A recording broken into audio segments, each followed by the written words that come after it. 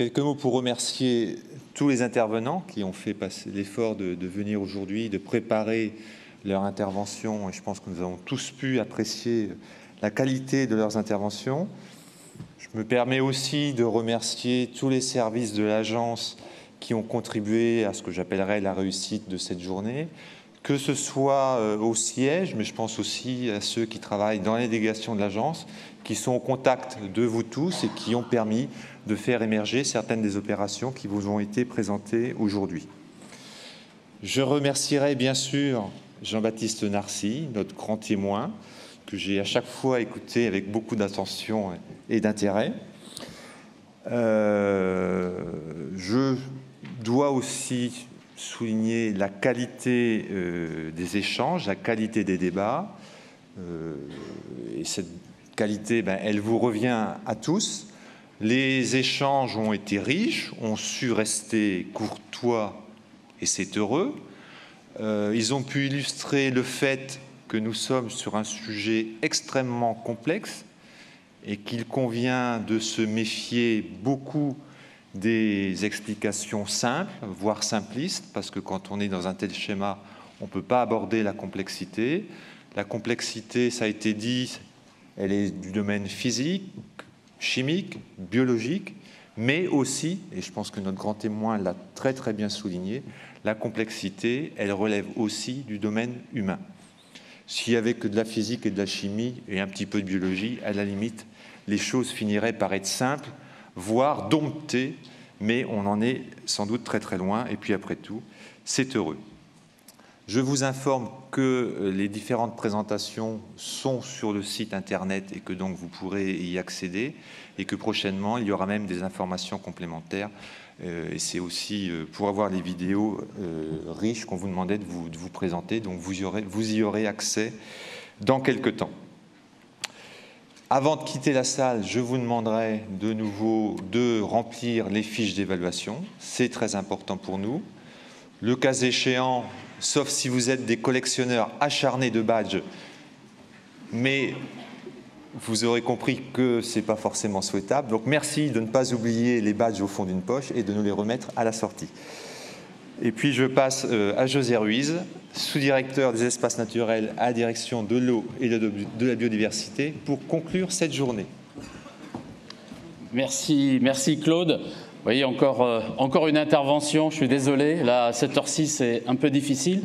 En tout cas, c'est un grand plaisir pour moi d'intervenir donc pour dire quelques mots de conclusion à cette rencontre sur la restauration des milieux aquatiques.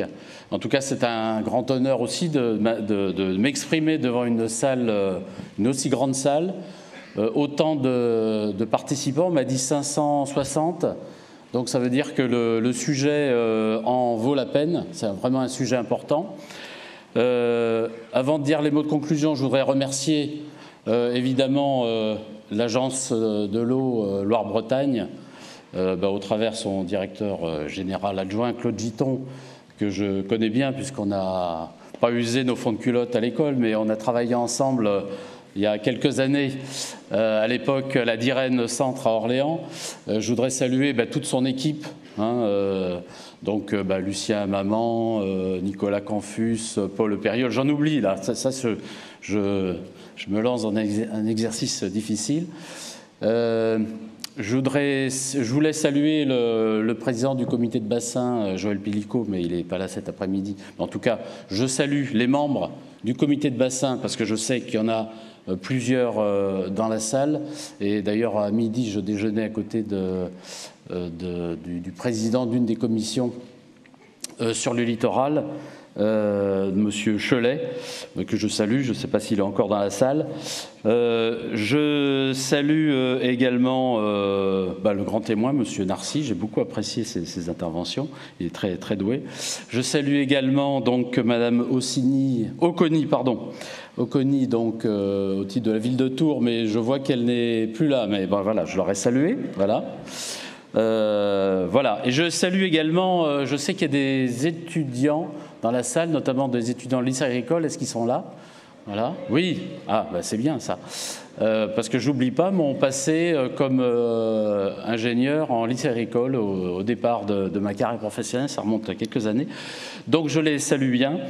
Voilà, moi ce que je retiens donc des débats, bon, ça va peut-être être un peu répétitif, mais en tout cas, moi ce que j'ai remarqué, c'est un très fort engagement de la part de tous les partenaires pour la réussite de ces travaux de restauration, ce fort engagement qui vraiment, ça ressort très fortement de tous ces retours d'expérience. Je crois qu'on a bien vu que c'était difficile, c'était long, mais en tout cas, il faut y aller, il faut réussir.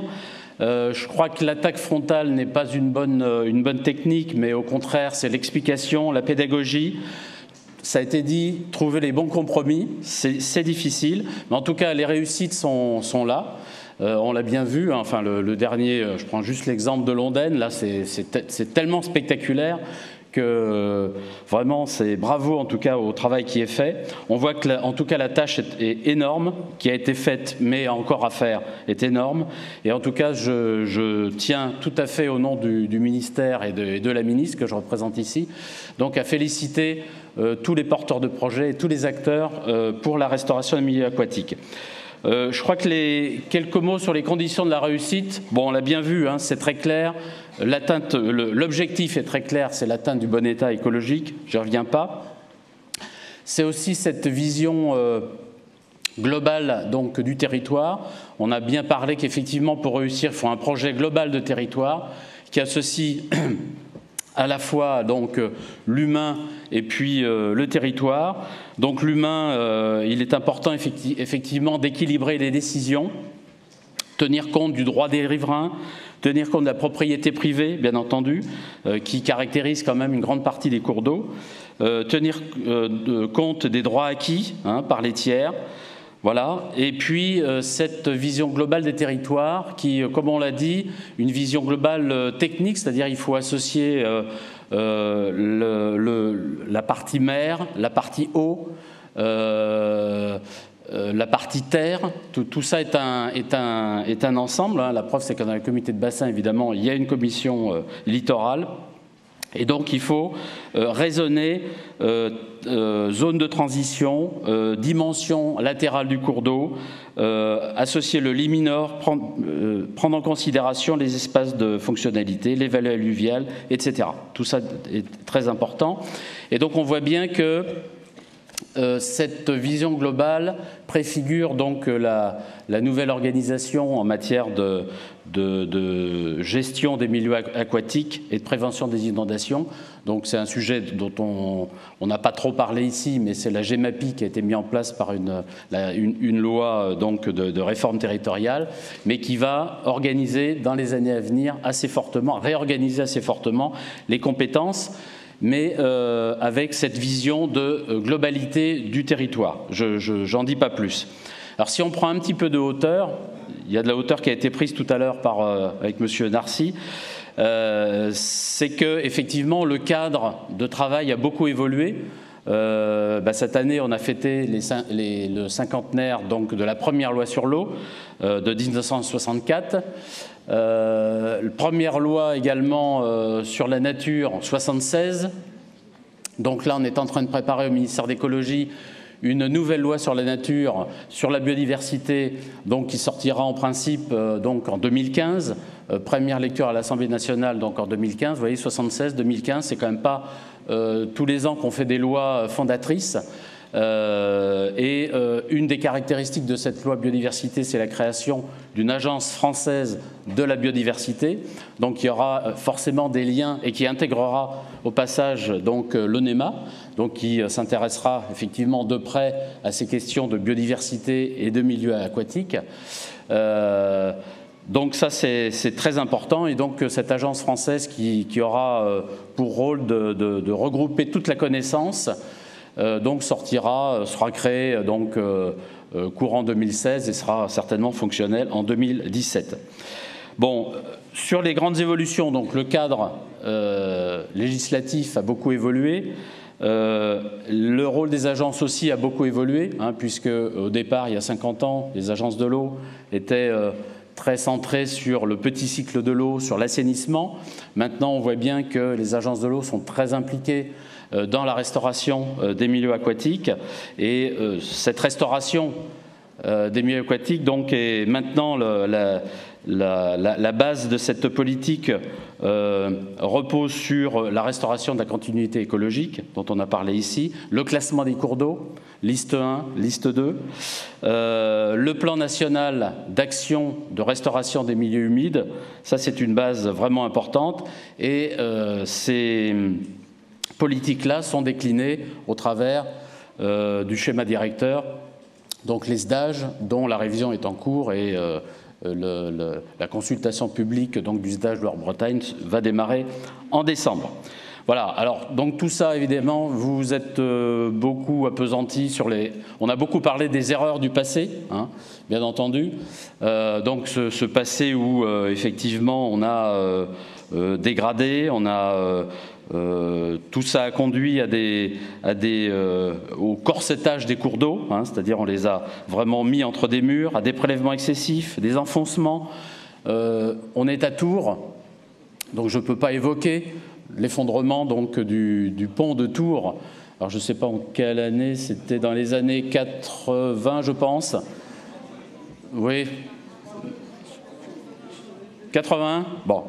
En tout cas, c'était spectaculaire. Pourquoi ? Tout simplement parce qu'on avait trop prélevé dans le lit de la Loire, et c'est suite à cet effondrement, forcément spectaculaire, que en 1994 donc, a été interdite l'extraction donc, des sédiments en lit mineur des cours d'eau. Donc il est vraiment important de repenser les aménagements des cours d'eau, et la Loire a été très précurseur donc de ces réaménagements au travers notamment du plan Loire, qui est grandeur nature, donc qui est vraiment quelque chose d'important. Et puis le bassin Loire-Bretagne est aussi précurseur en matière d'effacement d'ouvrages. Là, je parle d'ouvrages vraiment d'envergure, donc avec l'effacement donc du barrage de Maison Rouge, ça a été évoqué, de Cardan-Squillec, ça a été évoqué, et également Saint-Étienne-du-Vigan. Et puis, bien entendu, parlons aussi de Poutès, qui est vraiment un sujet, quand j'étais à la DIREN, c'était un sujet dont on ne parlait pas tous les jours, mais presque. Donc Poutès, en tout cas, c'est important de montrer que Poutès, après des années et des années de discussion, eh bien, on a réussi à renouveler cette concession électrique, mais avec une amélioration dans la prise en compte des milieux aquatiques. Et maintenant, c'est un sujet, je dirais, apaisé, alors que ça a été très, très chaud à une certaine époque. Voilà. Au niveau de la Commission européenne, on a parlé de la directive cadre sur l'eau. Également, la Commission européenne a sorti donc ce qu'elle appelle un blueprint, un plan d'action pour la sauvegarde des ressources en eau en Europe, qui vise à améliorer la mise en œuvre de la politique de l'eau. Et donc, c'est une préoccupation évidemment très importante au niveau européen. Alors pour finir, donc ma conclusion, 3 points. On a parlé d'hydromorphologie, on s'aperçoit que l'hydromorphologie, alors qui est vraiment un terme certainement barbare, hein, qui est compris dans cette salle, mais dès qu'on sort de cette salle, si on faisait un micro-trottoir, c'est vrai que c'est pas évident à porter, mais cette hydromorphologie, on s'aperçoit que c'est vraiment un facteur limitant majeur dans le retour du bon état au niveau des rivières. Donc ça, c'est très important.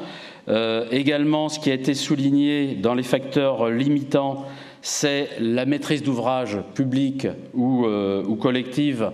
Et donc, le problème n'est pas de trouver des maîtrises d'ouvrage, mais de trouver des bonnes maîtrises d'ouvrage coordonnées à la bonne échelle. Ça, c'est un vrai sujet. La question de la maîtrise foncière. La question qui a été évoquée dans cette salle de l'acceptation sociale de la politique de restauration, bien entendu. On a entendu nos amis des Moulins. Bien entendu, de nombreux acteurs souhaiteraient conserver je dirais, une vision peut-être traditionnelle des rivières, et donc ne comprennent pas qu'effectivement il y a une certaine évolution donc à mettre en œuvre. Mais bien sûr, il ne s'agit pas de remettre en cause les droits existants, c'est pas ça la question, mais il y a un certain nombre de droits qui sont souvent abandonnés, et effectivement ça pose des problèmes quand il y a un réveil des bénéficiaires dès lors que ces droits sont évoqués. Et tout à fait pour finir, je crois qu'au fond du fond de toute cette action, ce qui est important, c'est de donner envie et de redonner envie à la population, aux gens, à tout un chacun, nous, d'aimer et d'apprécier donc le patrimoine naturel qui est autour de nous, et donc de réapprécier donc nos rivières. Ça, c'est très important. Et donc, je vous encourage tous, en tant qu'acteurs du terrain, donc à mettre en avant ce patrimoine de toutes les manières possibles. Et il y a un label qui se met en place, le label Rivière Sauvage, qui est, je trouve, un beau label, et que, effectivement, je vous invite à solliciter ce label, parce que je pense que le terme Rivière Sauvage, effectivement, passe bien dans le grand public. Certainement mieux que masse d'eau, certainement, ou même bon état. Bon état, c'est pas forcément quelque chose qui est bien compris autour de nous.